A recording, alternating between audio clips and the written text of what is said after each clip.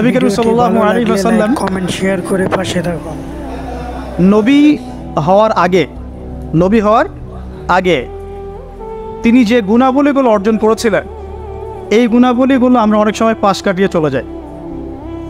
আমরা আলোচনা শুরু করি নবী সাল্লাল্লাহু আলাইহি ওয়াসাল্লাম নবী হওয়ার পর থেকে। আদতে নেতৃত্বের গুণাবলীর পয়েন্টটা যদি নিয়ে আসতে হয়, আমাদেরকে এখান থেকে আলোচনা শুরু করতে হবে।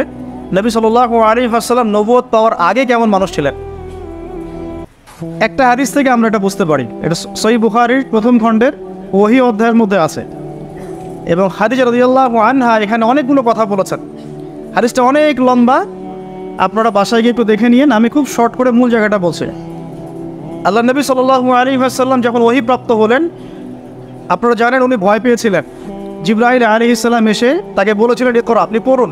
তিনি বলেছেন, মা আনা বিকারি, আমি তো পড়তে জানি না। তখন বলা হচ্ছে পড়ুন। আবার বলছেন, আমি তো পড়তে জানি না।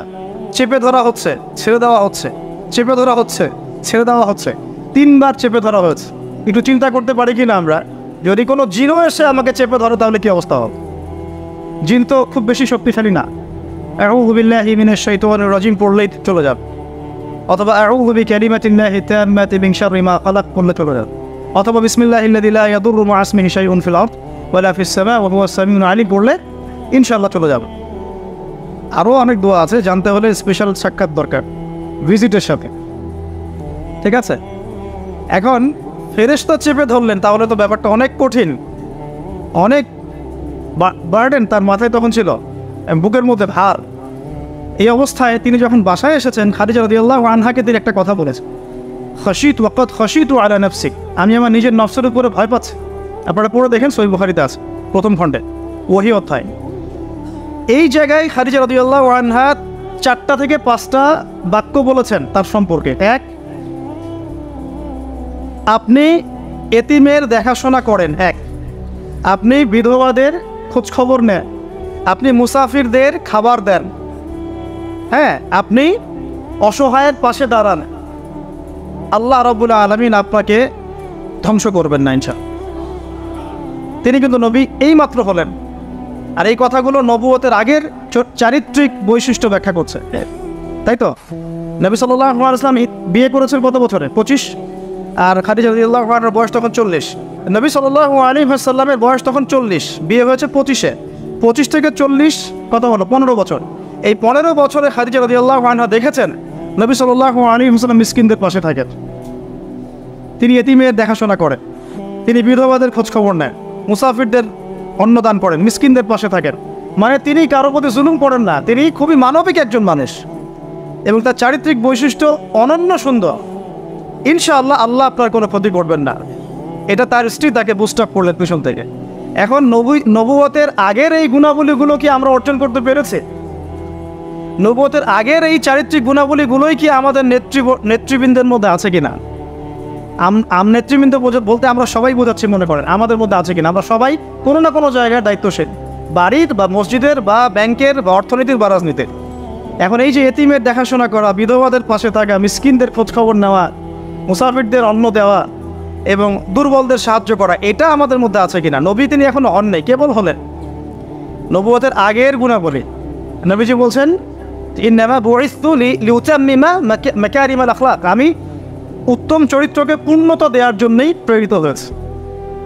এখন বাস্তবতা দেখেন, নবী হওয়ার আগে আমাদের নবী সাল্লাল্লাহু আলাইহি ওয়াসাল্লামের যে চারিত্রিক বৈশিষ্ট্যগুলো ছিল, আমরা হতভাগা উম্মাহ, আমরা এখনও মুসলমান হয়েও, মুসলমান ঘরে জন্ম নিয়েও, কোরআন হাতে পেয়েও, হাদিস হাতে পেয়েও সেই গুণাবলী অর্জন করতে পারে।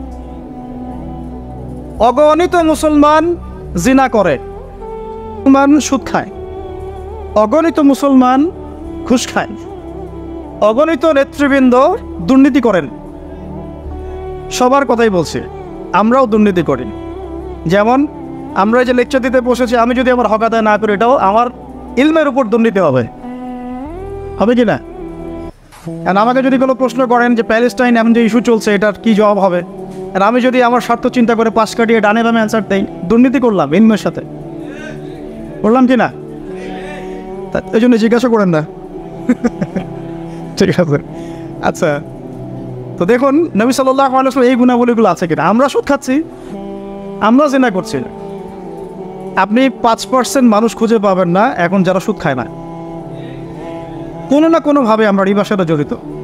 আর যারা ইকোনমিক্স নিয়ে পড়াশোনা করেন ওই আলেমদেরকে জিজ্ঞাসা করবেন, যারা ইকোনমিক্স নিয়ে পড়াশোনা করেছেন এমন আলেমকে জিজ্ঞাসা করবেন পেপার মানি ইলেকট্রনিক মানির মধ্যে রিবা আছে কি নাই। যাদের মধ্যে এই জ্ঞান নেই ওদেরকে জিজ্ঞাসা করে লাভ নাই, তারা বলবে খারেজি। কি বলবে? তারা বলবে খারেজি হয়ে গেছে।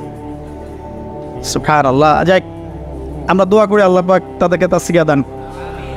হয়তো বা বোঝে না অথবা দুনিয়ার স্বার্থে কথা বলে।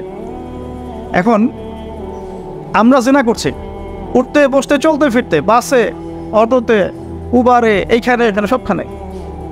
আমি বলেছি আমার আশঙ্কা, আমি ঢাকা শহরেরই বাসিন্দা, এখন তাকদীর আমাকে এখানেই মিলাই দিছে কিভাবে জানি। আসলে আল্লাহ রাব্বুল আলামিন মানুষের কিবোধ পছন্দ করেন। আমি একসময় অহংকার করে 2 দিন বলেছিলাম, মনে হয় আমার মনে আছে, যে আমাকে ফ্রি একটা ফ্ল্যাট দিলেও ঢাকাতে আমি থাকবো না কখন। এটা আমি বলেছিলাম আজকে থেকে 5 বছর আগে, 6 বছর আগে। আল্লাহ রাব্বুল আলামিন হয়তো এই কথাটা পছন্দ করেন, কারণ আল্লাহ পাক কিবোধ অহংকার এরকম শক্ত কথা পছন্দ করেন না, মেবি, আল্লাহ ভালো জানেন।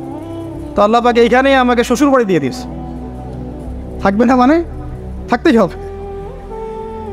আর আলহামদুলিল্লাহ এখানে এসে দেখলাম যে মাশাআল্লাহ বাংলাদেশের অনেক বরেণ্য উলামায়ে কেরাম এই শহরকে কেন্দ্র করে কাজ করে। তাদের সোহবত যদি না থাকতো আমি এই শহরে থাকতাম না, তাদের সোহবত যদি না থাকতো এই শহরে হয়তো আমি থাকতাম না। তবে তারা এই শহরের যান্ত্রিক জীবন থেকে দূরে থাকেন, কারণ যান্ত্রিক জীবনে আপনি আল্লাহর নূর মারেফত বুঝতে পারবেন না। তারা যদি এইরকম বিজি লাইফ লিড করতেন তাহলে আমরা এরকম কিতাবগুলো পেতাম না। খুব খেয়াল করে দেখবেন এখানে জন্ম নিয়ে কতজন আলেম হয়েছে, এই শহরে জন্ম নিয়ে বাই বর্ন ঢাকায় জন্ম নিয়ে কতজন আলেম হয়েছে, যারা উলামায়ে কেরাম তারা বাহির থেকে এসে এই শহরকে আলোকিত করছেন। বুঝতে পারছেন কি বিষয়টা? এখন দেখুন আমরা সব জায়গায় জেনা করছি। আমার আশঙ্কা ঢাকা শহরে যদি কোনো বড় ভূমিকম্প হয় বা ছোটও হয়, জেনার পাপের কারণে হবে। আল্লাহ পাক আমাদেরকে হেফাজত করুন। আর আমি আজকে আরও বেশি কনসিয়াস এবং ভয় পাচ্ছি এই কথাটা বলতে, যে যদি আল্লাহর কোনো গজব চলে আসে তখন ভালো মন্দ কোনো মানুষ ছাড় পাবে না, আমরাও ছাড় পাবো না। ভালো মানুষ মনে হয় ছাড় পাবে এমন না। কারণ আজকে সকালে আমি একটা কিতাব পড়ছিলাম আল্লামা হুসাইন আহমদ মাদানী রাহিমাহুল্লাহ, আপনার নাম শুনেছেন নিশ্চয়ই, ওলামায়ে দেওবন্দের একজন নক্ষত্র। তার একটা কিতাব আছে শেষ খলিফার পদধ্বনি, পড়েছেন? শেষ খলিফার পদধ্বনি ইমাম মাহাদিকে নিয়ে লিখেছেন উনি, মাশাআল্লাহ। এই কিতাবটার পাণ্ডুলিপি পাওয়া গেছে প্রায় 75 বছর পরে, হারিয়ে গিয়েছিল এটা। আর তাকে ওই ইতালির পাশে মাল্টা একটা জায়গা আছে, ওখানে ব্রিটিশরা নির্যাতন করেছিল নিয়ে গিয়ে, ওইখান থেকে হারিয়ে গেছে বইটা। যাই হোক, তো ওইখানে তিনি একটা হাদিস এনেছেন যে যখন ইমাম মাহাদির হাতে বায়াত নেওয়া হবে, জায়গাটা হচ্ছে হাজারে আসওয়াদ, দেখেছেন হাজারে আসওয়াদ, তারপর করে এই কর্নার হাজারে আসওয়াদ, রুকনে ইয়ামানি না, কিন্তু অনেকে রুকনে ইয়ামানিকে হাজারে আসওয়াদ মনে করে। হাজারে আসওয়াদ এবং এই যেখানে আছে মাকাম ইব্রাহিম, এর মাঝখানে বায়াত নেওয়া হবে। আর বায়াত নেবেন কতজন জানেন? 313 জন। 313 জন। বদরি সাহাবী 313, তালুতের বাহিনী 313, এখানেও 313। তো বায়াত যখন নেওয়া হবে শাম থেকে, তখন একটা দল আসবে তাদের বিরুদ্ধে যুদ্ধ করতে। নবী সাল্লাল্লাহু আলাইহি ওয়াসাল্লাম বলেছেন শামের ওই বাহিনীকে মক্কা মদিনার মাঝখানে বাইদা নামে একটা জায়গা আছে, এখানে ধসিয়ে দেওয়া হবে। আয়েশা রাদিয়াল্লাহু আনহা বলছেন তখন তো অনেক সাধারণ মানুষও থাকবে, নবীজি বলেন সবাইকে ধসিয়ে দেওয়া হবে। এখান থেকে একটা দলিল আনা হয়েছে, ওখানে আল্লাহর গজব চলে আসলে ভালো মন্দ সবার উপরেই আসবে। এরপর কিয়ামতের দিন নিয়ত অনুযায়ী মানুষকে ওঠানো হবে। আল্লাহ পাক আমাদেরকে আল্লাহ পাকের গজব থেকে হেফাজত করুন, আমাদেরকে ইসলাম এবং সংশোধন দান করুন, আমাদের নেক হায়াতে আল্লাহ বরকত দান করুন। আল্লাহ পাকের গজব আসে এমন কাজে লিপ্ত হওয়া থেকে আল্লাহ পাক হেফাজত। নবুয়তের আগের ক্যারেক্টার আমরা অর্জন করতে পারিনি, এই পয়েন্টটা ছিলাম। জেনা প্রচুর হচ্ছে, স্পেশালি ইয়াং জেনারেশনের দিক। আল্লাহ পাক আমাদেরকে জেনা থেকে বাঁচিয়ে রাখ। আর মেয়েদের কথা তো বলার অপেক্ষা নাই, কি অবস্থা, কি অবস্থা আমাদের শহরের মেয়েদের, কি অবস্থা আমাদের মা বোন স্ত্রীদের, কি অবস্থা। আমরা আল্লাহর কাছে কি জবাব দেব? আমরা কেউই চোখের পাপ থেকে মুক্ত নই। আর যারা অনলাইনে বিচরণ করি তারা তো মোটেই না। আমরা আল্লাহর কাছে আসলে কি জবাব দেব?